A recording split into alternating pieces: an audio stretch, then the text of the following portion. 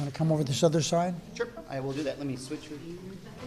She's playing. Yeah, okay, good. There we go. Okay. She's the star here, so. Well, I read your op-ed piece about public lands. And I live in a state where there's 87% of the state of Nevada is public lands. It's a state that is proud of its public lands.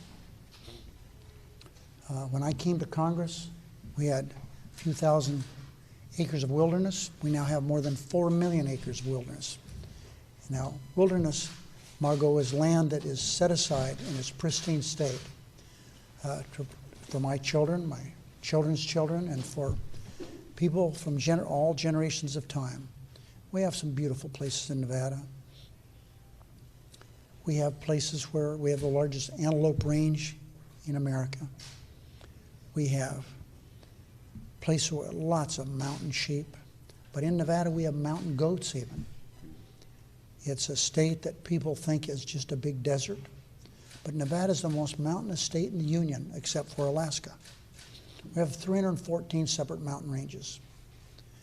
It's a very difficult place to fly a small airplane because these mountains create weather patterns unexpectedly all the time. We have 32 mountains over 11,000 feet high.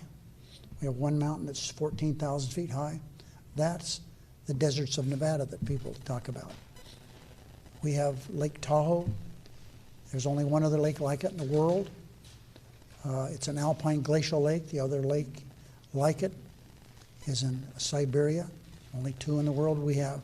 There's 21 desert terminus lakes in the world. They're a real freak in nature. They're lakes that should not be there, but they are.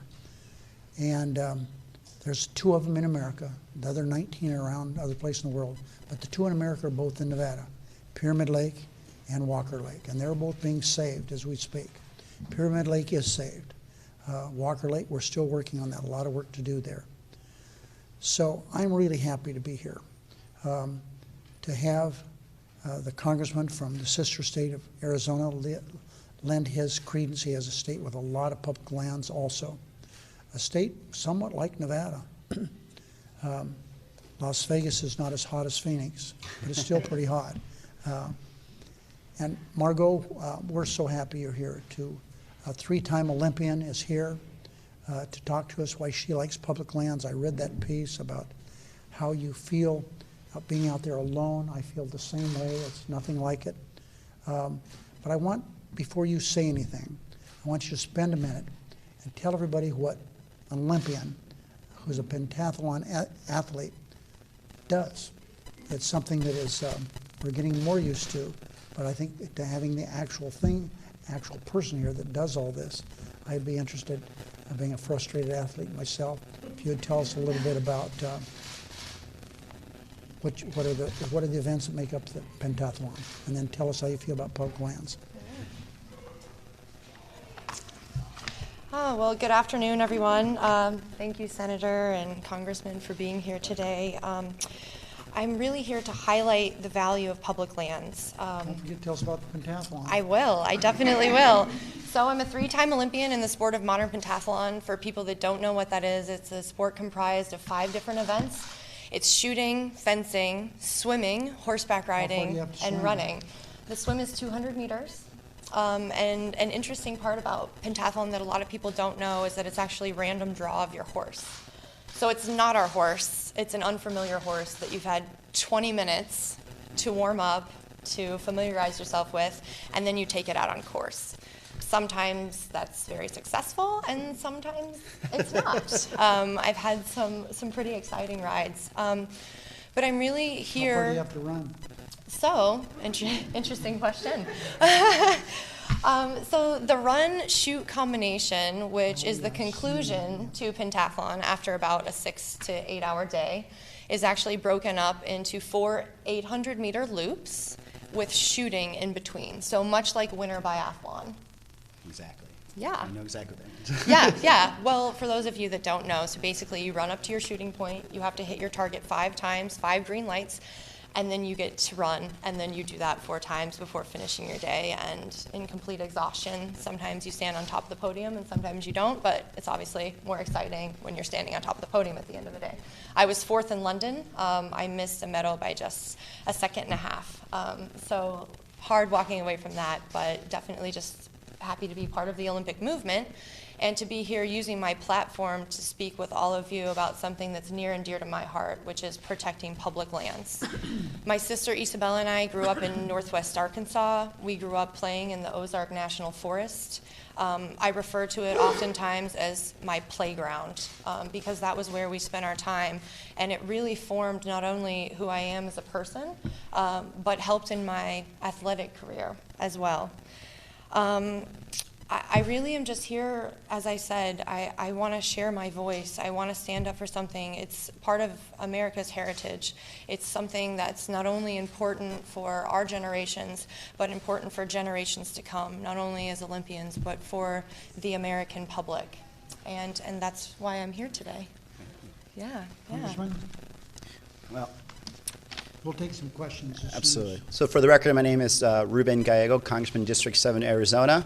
Not an Olympian or an athlete, to be honest, but proud supporter of public lands, especially for speaking for veterans. As a veteran of the Iraq War, many of us have used public lands as really our therapy, our way to get away from a lot of our problems, whether it's hunting, whether it's just hiking, whether it's camping, whether it's just wanting to just take a time out from the world. I can't describe to you how beneficial it was personally to me to be able to have that safety valve in a state like Arizona, known also for the Grand Canyon, but just for the largest ponderosa forest in the world, some of the best desert landscapes you will ever find in the United States. Sorry about Nevada, but it's good competition, sir. It has been not just a great addition, I think, for the psyche of many of our returning veterans, but in terms of the economy of Arizona, these public lands and the future expansion of them are extremely important. We are excited and we are encouraging the President to bring in the Grand Canyon National Monument and make that official before he leaves as our President. And we will continue being vigilant, both veterans, allies of public lands, and elected officials on all the attacks that are occurring to the Antiquities Act. It has been particularly disturbing for me as someone who serves on the Natural Resources Committee to see the consistent and constant attack on our public lands by Chairman Bishop, who hopes not just to take him away, but also give him back to some of these states who will use this in such an irresponsible manner that they would not be passed on as a generational gift to future Americans and future veterans that have fought for this land and want to be able to use it for recreation and I'll be honest, for some of us, for therapy into the future. So I want to thank Senator Reid for all your work on this. It is a pleasure to be working on this. So hopefully I can have a long and storied career like you, and I can't wait till you join me in Congress someday. We'll see about that. Yeah. Maybe we should add this as a sport. You're a very good public speaker also. Wow, thank you. But we certainly have a lot of work to do to protect our nation's treasure, and we'll have to continue doing it, unfortunately. Thank you. We'll take some questions. Senator Reid, Yes. we've seen some Antiquities Act designations from President Obama. Not enough, though. Not enough. How many more do you expect? in Well, the here's how I administration? feel about it. I don't care if he does any more, unless he does one more in Nevada. No, seriously, there's a lot more work to be done.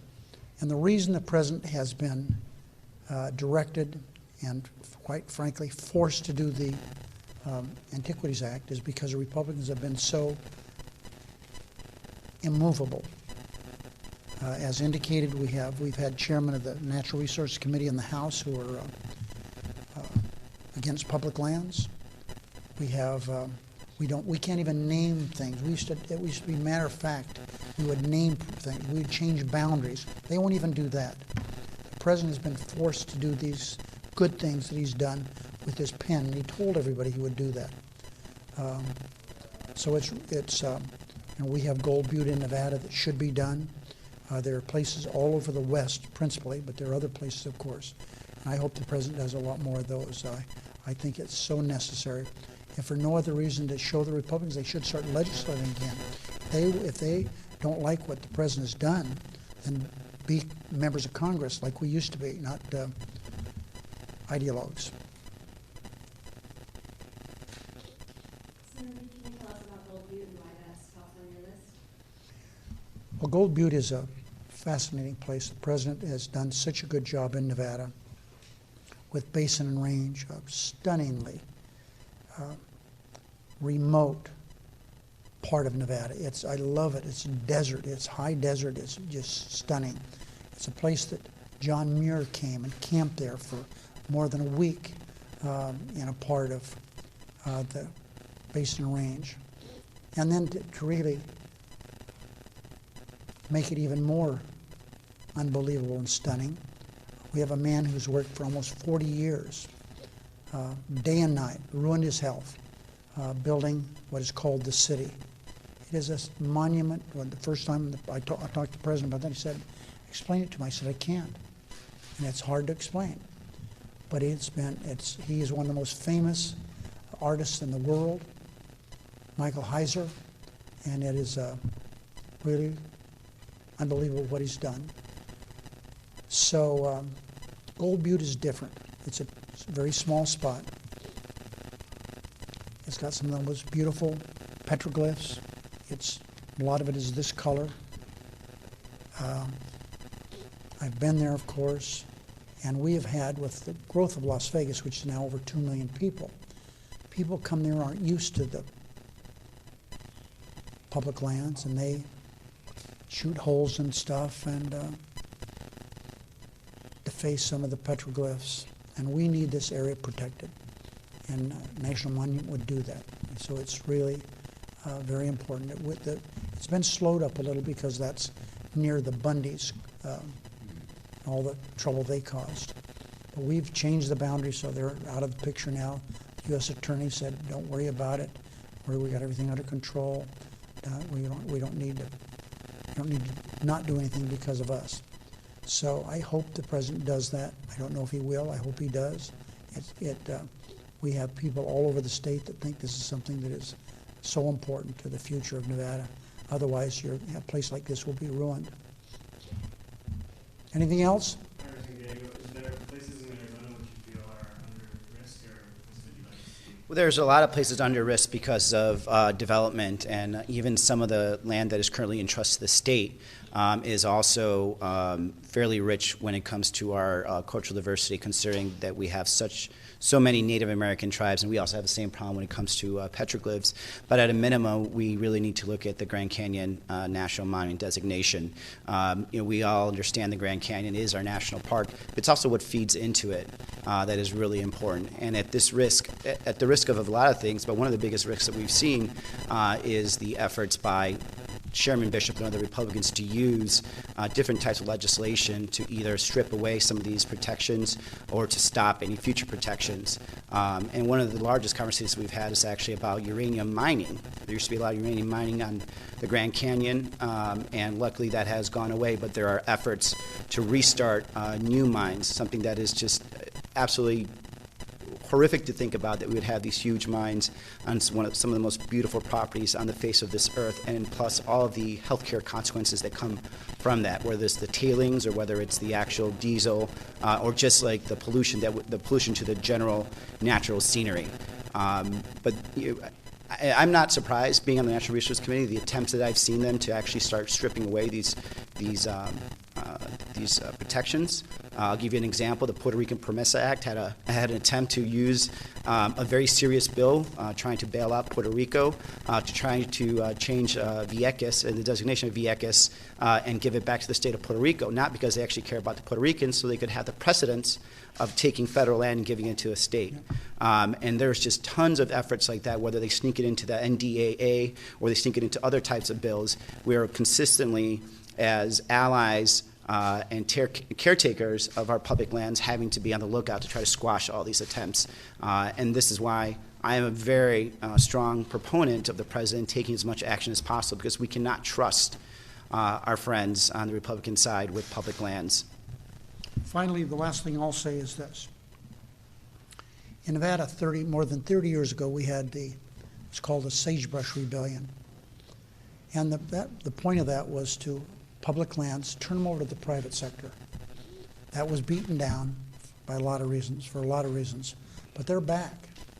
They want to take these lands that are public in Nevada and turn them over to rich people, wind up owning the land. Absolutely. And these lands are, I can go to places in Arizona that are public lands. Absolutely. Those are my lands. They're not yours. They're mine. They're everybody in this audience.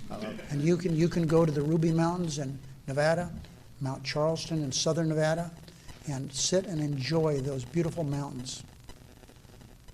And you can consider those yours, because they are. That are not owned by some rich guy to put a horse ranch in there or a place for him to come a couple times a year. They're ours for enjoyment.